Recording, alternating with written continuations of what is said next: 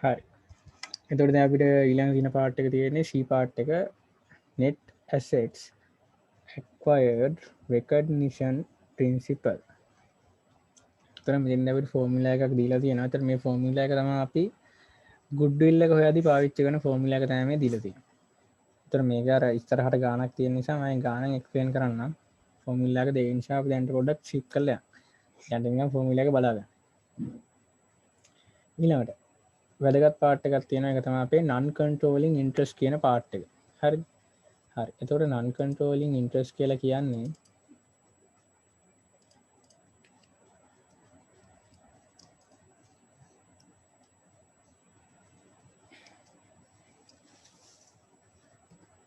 non controlling interest කියලා කියන්නේ සිංහලෙන් කිව්වොත් අපේ පාලනයට යටත් නොවන ප්‍රමාණය. උදාහරණයක් විදිහට කිව්වොත් එහෙම අපි තමයි ඒ කම්පැනි එක. අපි මිලියන 50ක් දීලා B කම්පැනි එකේ ෂෙයාර්ස් ගන්නවා. එතකොට අපි B කම්පැනි එකේ 75ක ෂෙයාර්ස් ගන්නවා. හරි. 75ක ෂෙයාර්ස් ගත්තාම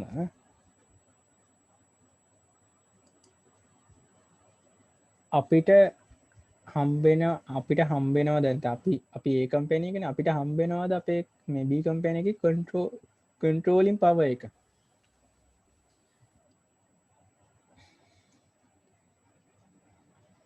කන්ට්‍රෝලින් පවර් එක අපිට හම්බෙනවද නැද්ද?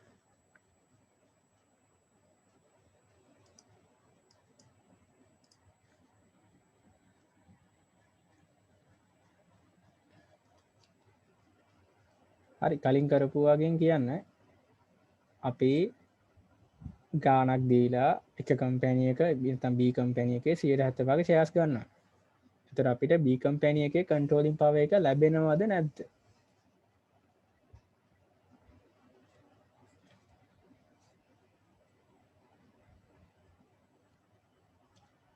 ලැබෙනවද නැද්ද?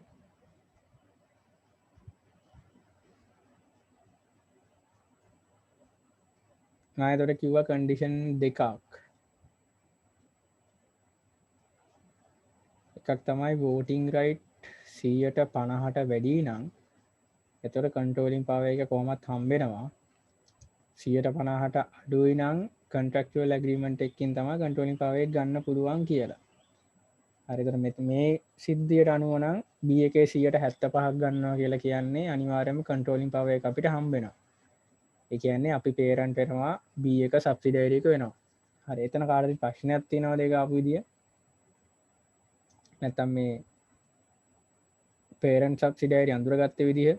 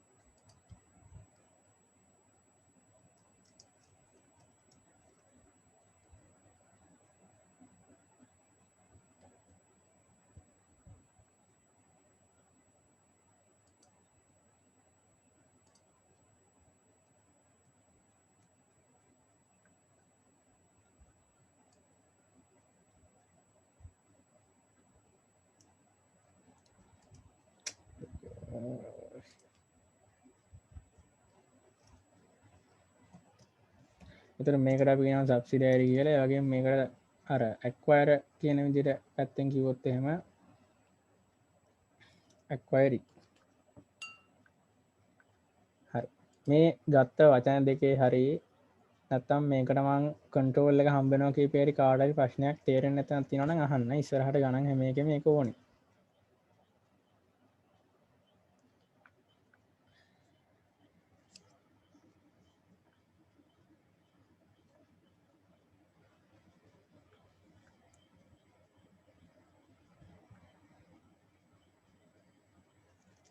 ප්‍රශ්න නැහැ.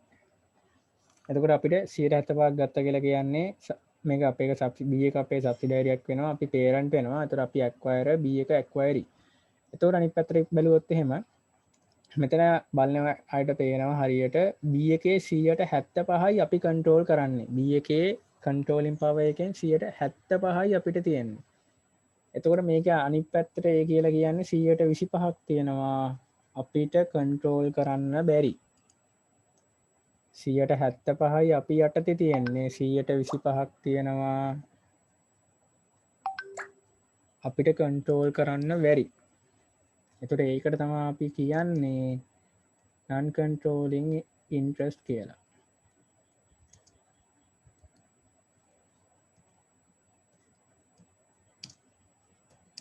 එහෙම නැත්නම් NCI. හරි මේක ගත්ත විදිහේ කාට හරි ප්‍රශ්නයක් තියෙනවද NCI ගත්ත විදිය?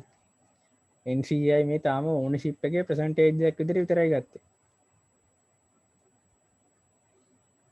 NCI එක ගන්න හැම වෙලේම එතකොට අපේ තියෙන percentage එක නැතුව අපිට control කරන්න බැරි percentage එක. නැත්තම් සරලවම කිව්වොත් අපිට control කරන්න බැරි shareholders ලගේ ownership එකේ ප්‍රමාණය.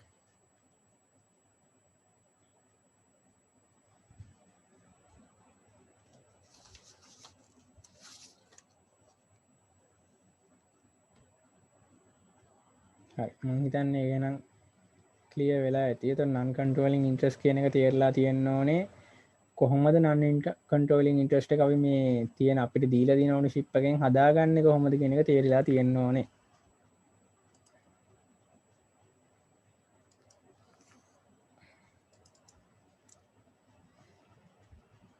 හරි එතකොට මේ ගාන බලන්න මේක කියලා තියෙනවා අපිට P Limited acquire the equity shares of S Limited amount to 6 million.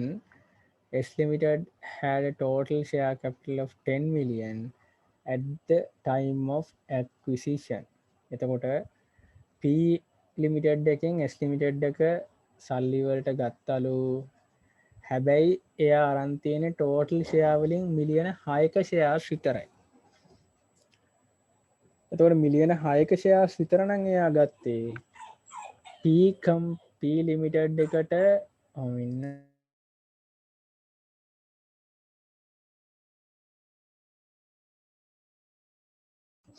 P Limited එකට හිමි වෙන්නේ නැත්නම් controlling power එක හම්බෙන්නේ 160යි. ඇයි මිලියන 10න් මිලියන 6යි ගන්න. එතකොට 160යි.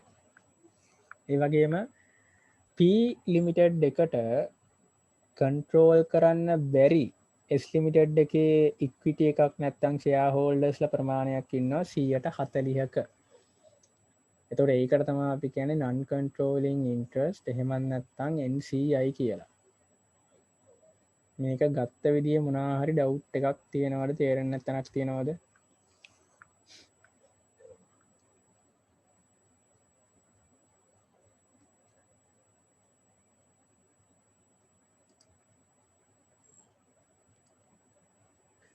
හරි. ඊළඟ එකට යන්න. ඊළඟ එක්සැම්පල් එක අපිට කියලා තියෙනවා on 1st April 2019 A Limited acquired 70% of ordinary shares of B Limited and 40% of its preference shares. හරි දැන් මෙතන අපිට හදන්න කියන්නේ non controlling interest එකනේ. එතකොට non controlling interest කියන එකට ඔය preference shares කියන එක අදාළ වෙන්නේ නැහැ. කොහොමත් preference shares අපි දැන් සලකන්නේ liability එකක් විදියට. එතකොට ඒක equity එකකට අදාළ එකක් නෙමෙයි. කොහොමත් ඒ නිසා ඒ preference shares කියන කතාව irrelevant. ඒක බලන්න ඕනේ නැහැ. එතකොට controlling interest එක අපිට දීලා තියෙනවා අපි acquire කරගන්න 70ක් කියලා. ඒතර අපි 70 නම් acquire කරගන්නේ ඉතුරු 130 තියෙනවා. ඒක අපිට control කරන්න බෑ. ඒකයි සරලව කියන්නේ. එතකොට ඒකත් හරිද?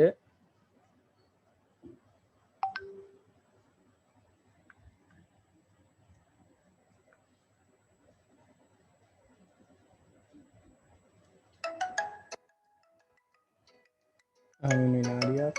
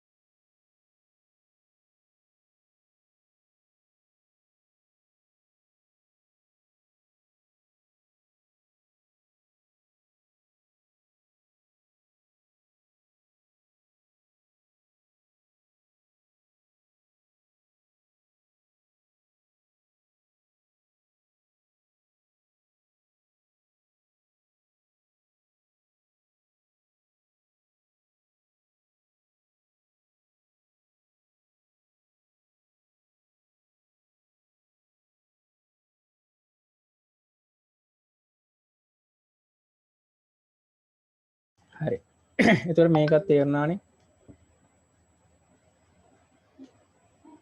මේක තේරුණාද මට ප්‍රශ්නයක් තියෙනවද හරි නෑනේ ඊළඟ methods of control අපි කතා කරා ඊළඟට ඔන්න අපිට තියෙනවා පළවෙනි ගාන එතකොට මෙතනදී තියෙන්නේ transfer facet එකට අදාළව තමයි දීලා තියෙන්නේ මේ ගාන එතකොට transfer facet කියලා කියන්නේ අර අපිට තිබ්බ purchase consideration එකේ පළවෙනි එක හරි එතකොට ගාන කියවුවොත් A Limited purchased the entire share capital of B Limited on 1st January 2019 in that paid 50,000 in cash to cash BLT B Limited and incurred 2,000 of legal charges to complete the acquisition process. Moreover, A Limited also transferred the ownership of a land to be previous owners of B Limited. This land had a carrying amount of 3,000 and a fair value of 4,000. You are required to find the cost of combination of this transaction. හරි. cost of combination එක හදන්නයි තියෙන්නේ. cost of combination එක හදලා කියන්න කීයද කියලා. එතකොට ඒක හදන්න අර methods used to obtain control කියන එකේ තියෙන දේවල් පහ තමයි දාන්න ඕනේ.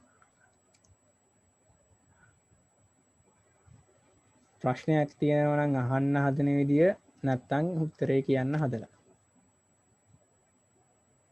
විනාඩියක් දෙන්නම් ඉක්මනට.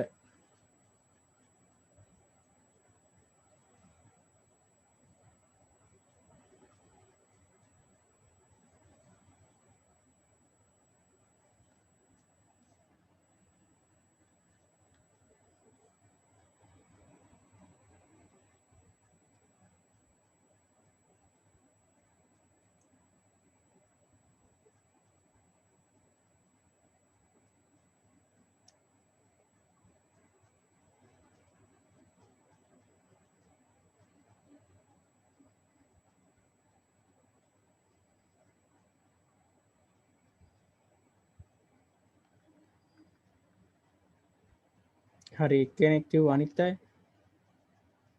තව 13ක් ඉන්නවා. තව 12ක් ඉන්නවා.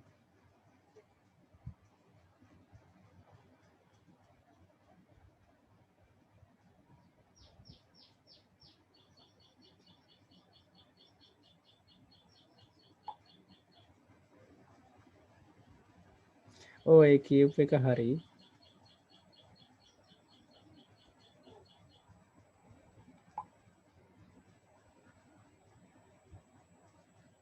අනිත් අය තේරුම් නැත්තම් තේරෙන්නේ නැති තැන අහන්න. තේරුණා නම් උත්තරේ කියන්න.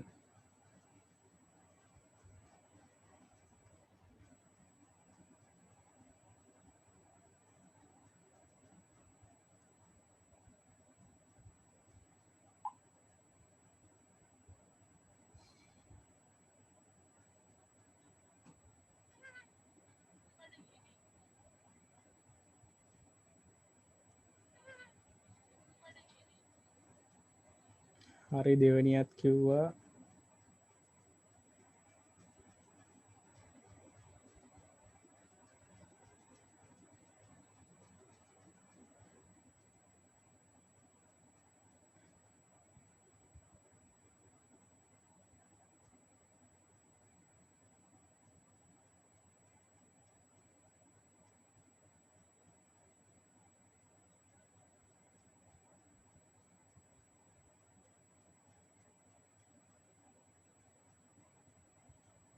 දෙන්නටද තේරුණේ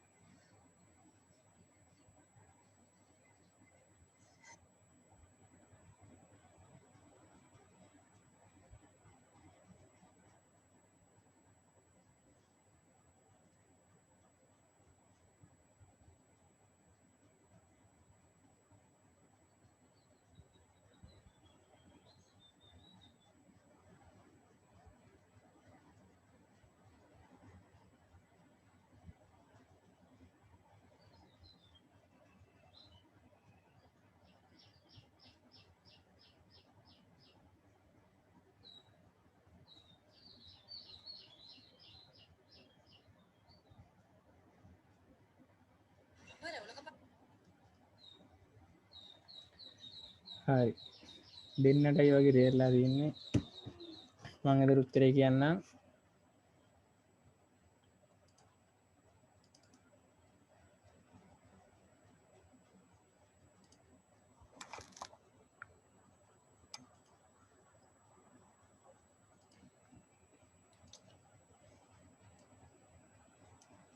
අපි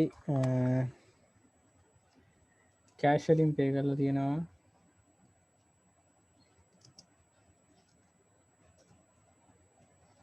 50000ක් ඒ වගේම ලීගල් චාර්ජස් ගින් තියෙනවා රුපියල් 2000ක් ප්ලෑන්ඩ් එකක් දීලා තියෙනවා කැරින් amount එක 3000ක් සහ ඒකේ ෆෙයා වැලියු එක 4000ක් එතකොට මං කිව්වා ෆෙයා වැලියු එක තමයි ගන්න ඕනේ එතකොට ලෑන්ඩ් එකේ ෆෙයා වැලියු එක ගන්න ඕනේ 4000ක්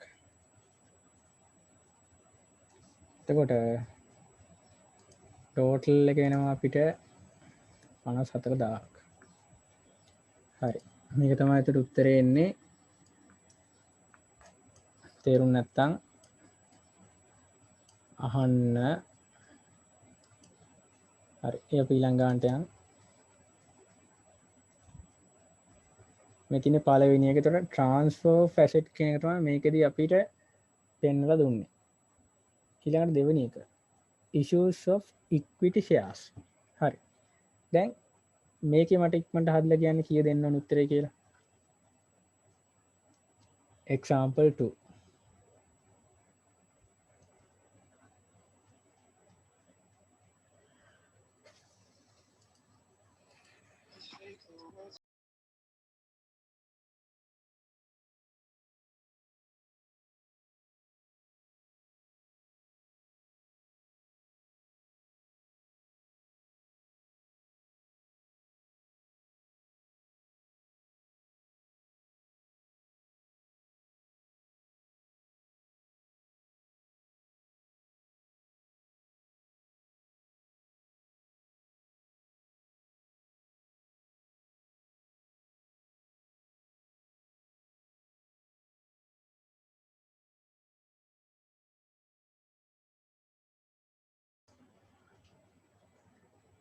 ඉක්මනට කියන්න එතකොට මේකට මොකක් දෙන්න ඕනේ හරි අන්න වැදගත් ප්‍රශ්නයක් අහලා තියෙනවා මාකට් ප්‍රයිස් එක ගන්න ඕනේ x ද y ද කියලා හරි එතකොට දැන් මේකේ ෂෙයා ඉෂුව කරන්නේ කවුද ෂෙයා ඉෂුව කරන්නේ කවුද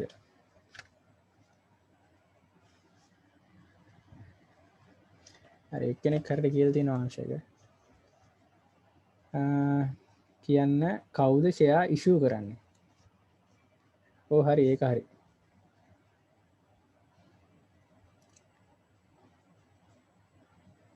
ෂෙයා ඉෂුව කරන්නේ වයි එතකොට ගන්න ඕනේ y එකේ ෂෙයා ඉෂූ කරන ප්‍රයිස් එක කීයද y එක ෂෙයා කරන ප්‍රයිස් ඔව් අන්න හරි එයා ළමයා වැඩ්ඩා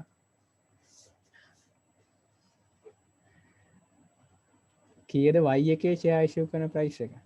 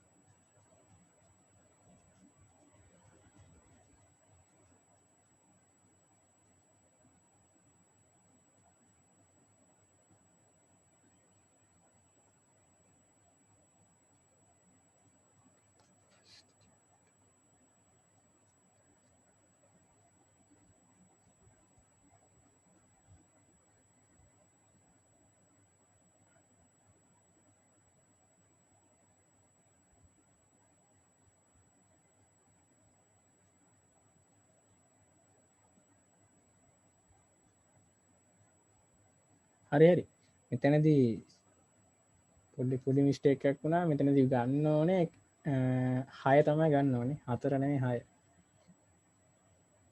6 ගන්න ඕනේ මේක රීසන් එක තමයි මෙහෙම දැන් මේක ඇක්වයර් කරගන්නේ y මේ x එකනේ x තමා පේරන්ට් කම්පැනි එක y තමයි එතකොට සබ්සිඩියරි කම්පැනි එක එතකොට ෂෙයා ඉෂූ කරන්නේ y කම්පැනි එක නෙමෙයි x කම්පැනි එක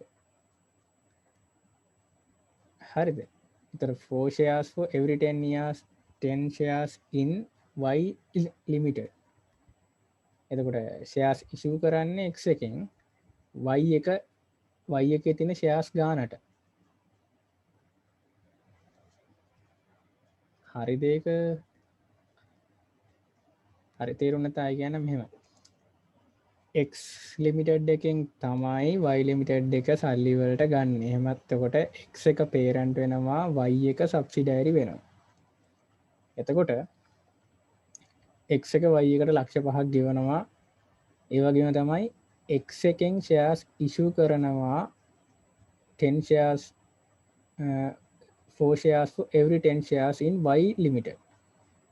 y එකෙන් නෙමෙයි shares issue කරන්නේ x එකෙන් shares issue කරන්නේ. හරිද?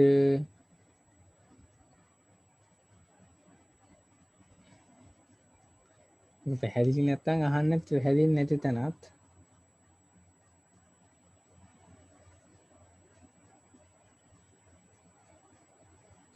තේරුණාද? හරි. අනිත් අයටත් තේරුණාද එතකොට? ඒක පටල ගන්න එපා එතන පැටලෙනවා ටික.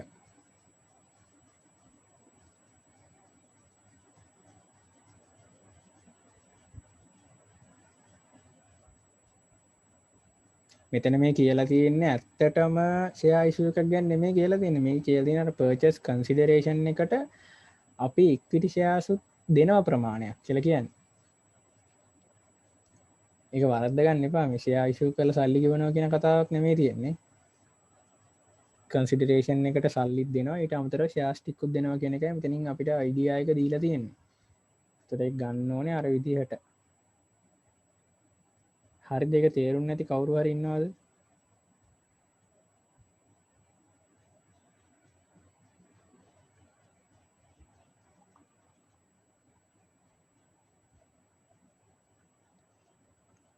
තව විනාඩි 10යි තියෙන ඉක්මනට කියන්න. හරි මම හිතන්නේ තේරෙන්නේ නැතිනේ. හරි ඊළඟ ගානට ඉක්මනට යන්න. deferred consideration. ඒතර මේකෙදී අර මම කලින් කිව්වා වගේ present value එක ගන්න ඕන අර deferred payment දෙකේ. ඒතර deferred payment වල present value එක ගන්න දන්නවනේ 115 discount rate එක. 115 discount rate එකට දාලා present value එක ගන්න තමයි හදන්න ඕනේ. අර කලින්කම හදලා පෙන්නන්න ඕනේ ඒක තේරෙනවනේ ගාන.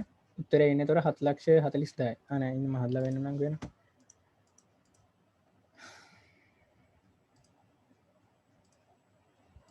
ඒක ගත්තොත් එහෙම ඒකේ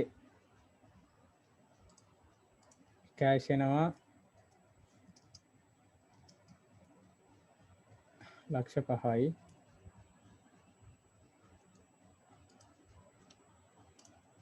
ඊට පස්සේ ෂෙයාර්ස් එනවා. ෂෙයාර්ස් එන්නේ කීයද තියෙන්නේ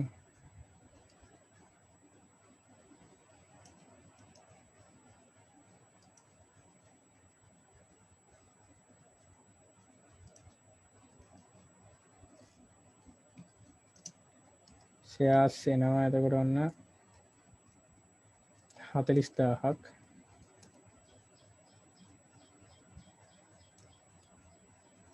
6 ගානේ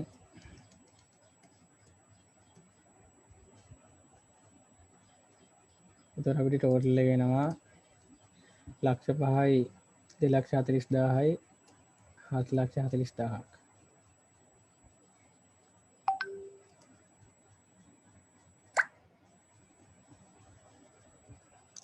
ඒකේ ප්‍රශ්නයක් තියෙනවද? එතකොට මම හිතන්නේ ප්‍රශ්නයක් නැහැ. නෑ ඊළඟ එකට යන්න.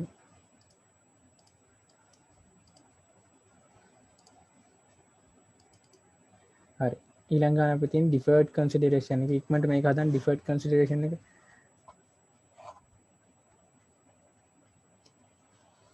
කරන්න තියෙන්නේ 50 මිලියන් වලට එකතු කරන්න ඕනේ 25 මිලියන් දෙකක් තියෙනවා 25 මිලියන්. ඒ 25 මිලියන් පේමන්ට් දෙකේ present value එක ගන්න ඕනේ. present value එක නම් අපි කලින් අරන් තියෙනවනේ තියෙනක.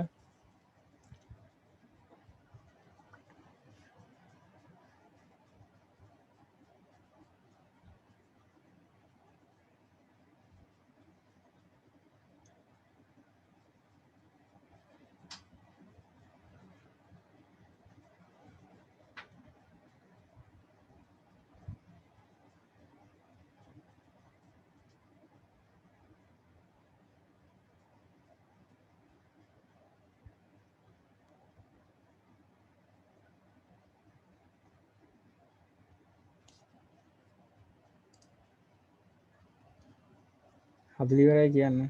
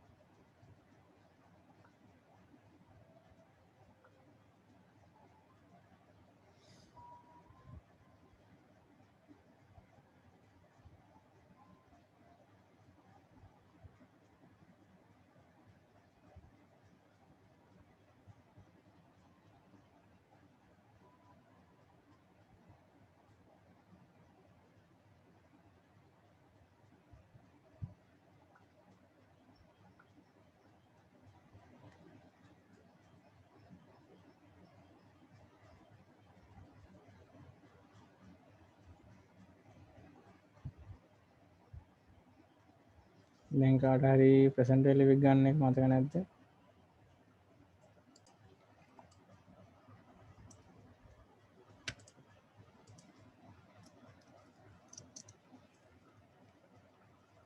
cash payment එක තියෙනවා. එතකොට මිලියන 50ක්. ඊට පස්සේ පළවෙනි අවුරුද්දේ ඒතර ඩේට් එක දැම්ම නම් හරි. ඩේට් එක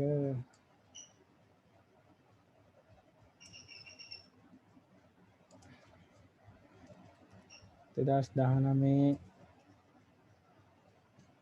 12/31 ගෙවන එක. ඒතර ඒකේ වැලියු එක එන්නේ මිලියන 25. present value එක ගන්න ඕනේ. present value එක ගත්තාම වෙනවා මට ආවේ නම් 21.73ක්.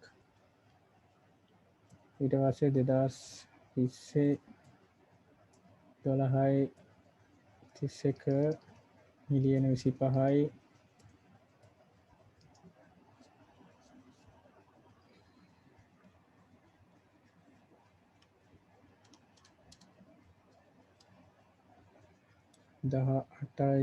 18.9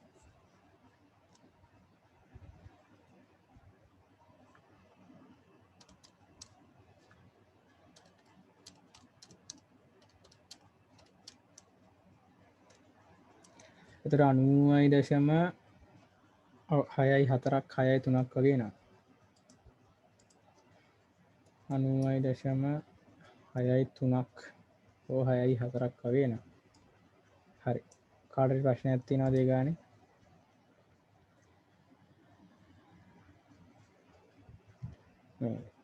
ඩිස්කවුන්ට් කරන එක මම මෙතන පෙන්නුවේ නැහැ ඉතින් ඩිස්කවුන්ට් කරන එක අපි දන්නවනේ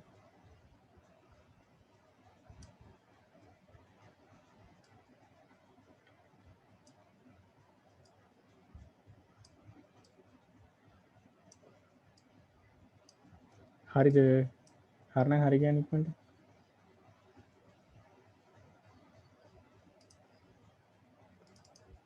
හරි ඊළඟ ගාන ඉක්මනට හන්න පටන් ගන්න මීටින් එක තව විනාඩි කිහිපෙක ඊට ඊළඟට ලොග් වෙලා උත්තර කියන්න ඊළඟ එකේ තියෙන්නේ A and B A acquire B එතකොට A parent B subsidiary එක ජනවරි 1 තමයි acquire කරගන්නේ ඒ වගේම 2017 එතකොට ගෙවනවලු 5,20,000ක් ඒ වගේම තමයි ඇඩිෂනල් පේමන්ට් එකක් ගෙවන්න එකඟ වෙනවලු දැන්ට කලින් ඉන්න ඕනර්ස්ලට end of the first year profit එකෙන් 120ක් කන්ඩිෂන් එක ලක්ෂ 3ට ප්‍රොෆිට් එක වැඩි නම් 120ක් ගෙවන්න පොරොන්දු වෙනවා එතකොට අපි ෆෝකාස්ට් කරාලු අපේ එක ප්‍රොෆිට් එක ෆෝකාස් කරහම අපිට එනවලු ලක්ෂ 4ක් වේ කියලා හරි එතකොට මෙතන තියෙන්නේ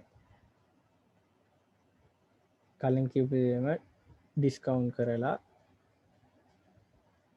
ගෙවන්න ඕන 120 ප්‍රමාණය හොයලා ඒක 5,20,000ට එකතු කරන්නයි තියෙන්නේ ඉක්මනට කියන්න හදලා විනාඩියයි තියෙන්නේ කට් වුණොත් ඊළඟ එකෙන් ඇවිත් කියන්න